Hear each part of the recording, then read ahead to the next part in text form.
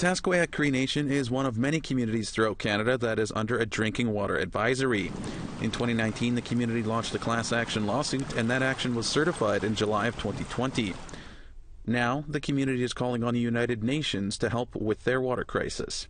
The community has written a letter to the UN Special Rapporteurs. Canada's inaction has left TCN no choice to bring this to the United Nations. You know, our children, our members are still getting sick from the water. And I feel that, you know, it's Canada's responsibility and duty to provide to all First Nations. And clean drinking water is one of them. Rapporteurs conduct fact-finding missions to countries to investigate allegations of human rights violations. The community often buys bottled water as they do not trust the water in the area. Those who do drink the water often develop skin problems such as rashes. NDP MP Nikki Ashton hopes this call for international help spurs the federal government into action. If they won't be moved by their own failure, if they won't be moved by a class action lawsuit, hopefully being shamed on the international stage will force them to act.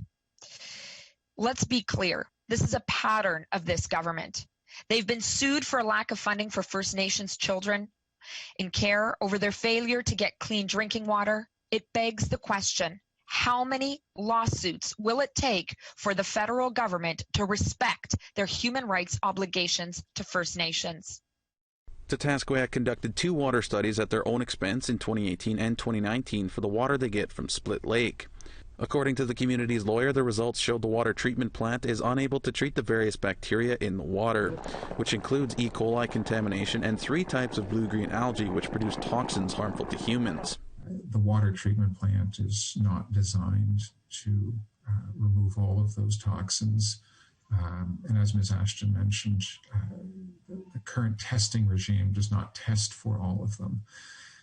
And so part of the effort has been to work with the federal government to put in place a testing regime that will address the concerns that are raised by the studies that Tataskweyak Cree Nation commissioned. According to Indigenous Services Canada, as of January 26th, there are currently 57 long-term drinking water advisories in 39 communities. APTN reached out to Indigenous Services Canada for comment, but did not hear back as of airtime.